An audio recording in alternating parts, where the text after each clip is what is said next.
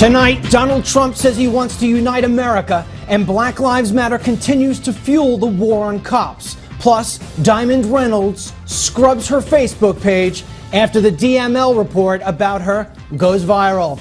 We've got these stories and more, so get ready, because it's all unfiltered.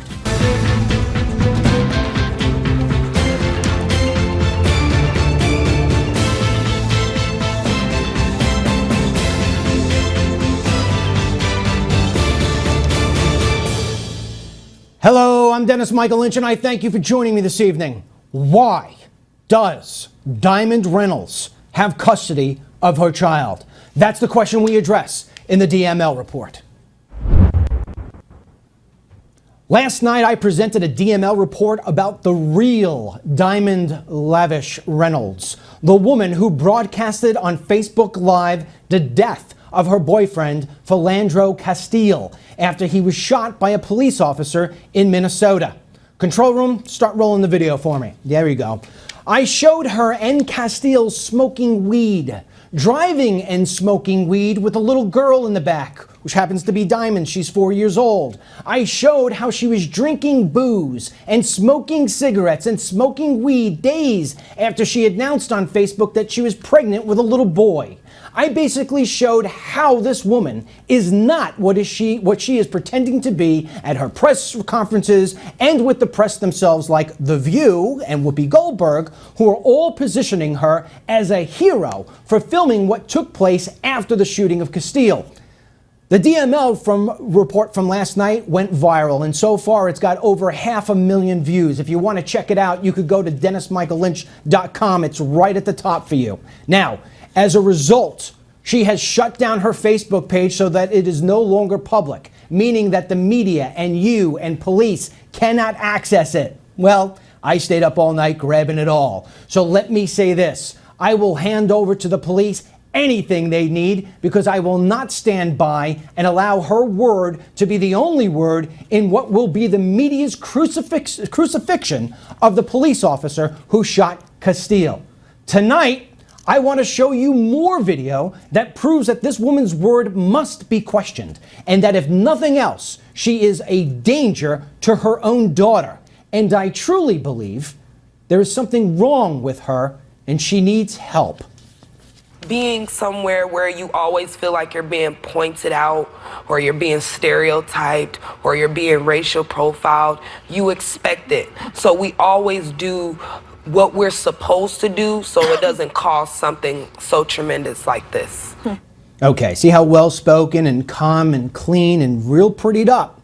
Well, I'm going to show you some other videos where she broadcasts herself on live Facebook.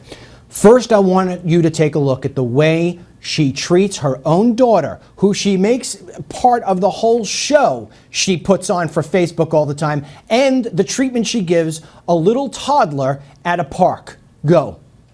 You already know that I'm the perfect one. Girl, I'ma do it like a champion. You could get out. Trophy. I want me a trophy. My only. A trophy. You can rock. Get out of my road. Don't have no kids, y'all. If y'all ain't got no kids, don't have none. Don't nobody care. Okay, don't pull them. Don't pull them. Let them go. Get up. Get up, nigga. Yeah. Leave that tree alone, nigga. Yeah, Whoopi Goldberg didn't play that video now, did she? Let me show you another one. This is her mother commenting on Diamond. Diamond is a narcissistic Facebook, Twitter, Snapchat junkie. I used to tell Diamond all the time, you know, you take 50,000 selfies, you probably post 20 million posts in 2 minutes. She will bump Jesus off the timeline, you know, and I would tell her all the time, you gotta stop posting so much. So she would block me off of Facebook. You don't wanna see it, I'm gonna block you. She would block me. The next 50 seconds of this woman dancing and the little girls in the back coughing from the weed smoke. Take a look. Bitch bad. Do your bitch look like this? Do your bitch look like this? Bet your bitch can't do it like me. Bet your bitch can't do it like me. No. I could wear an outfit from the thrift store and make that hot. Drop a bomb on these bitches. Knock it off, folks. Old school rappers, I ain't calling mine like you ain't popping it. You ain't popping. That's the sound rock. Money made 6 figures. If you thuggin' out, you better keep a rockin' with it. In front even then a blackjack, only if the I swear by a new swag. I spend money for the fuck lord. I stay plugging for the The stuff on this woman's Facebook page is so grotesque I can't even put it up here, but I'm going to just give you a little bit. Give me the first one. She's such an attention seeker. When you poppin', you be the topic.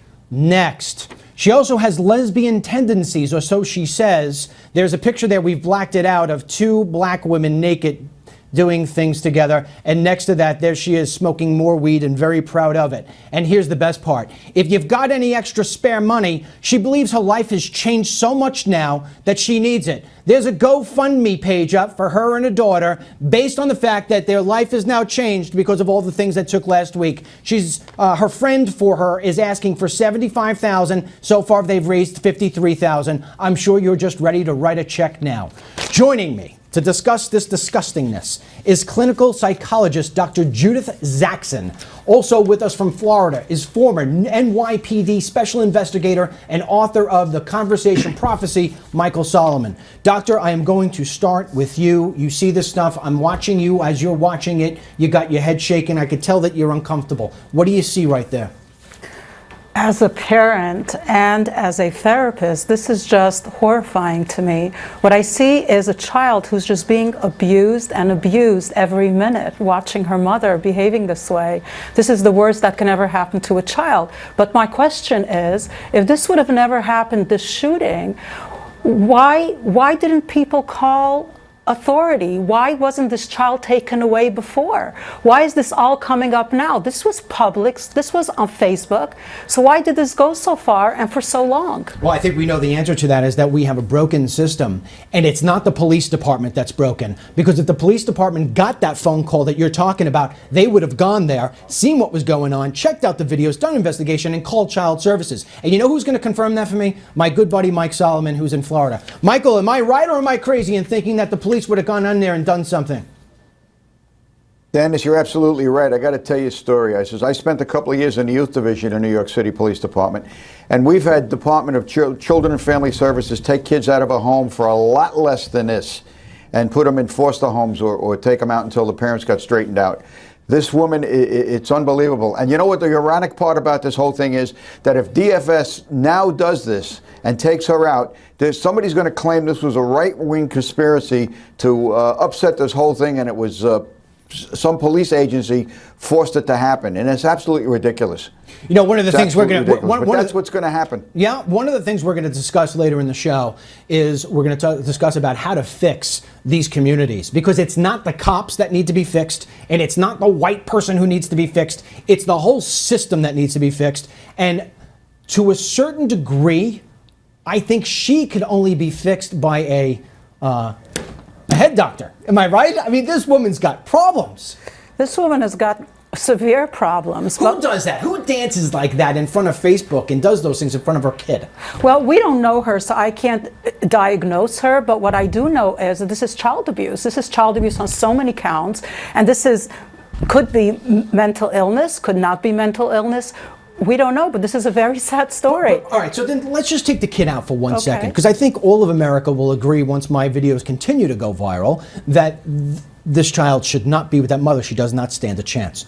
When you look at somebody like her on The View, prim and proper, they asked her why she filmed it. She says, well, because it was God who wanted me to do it.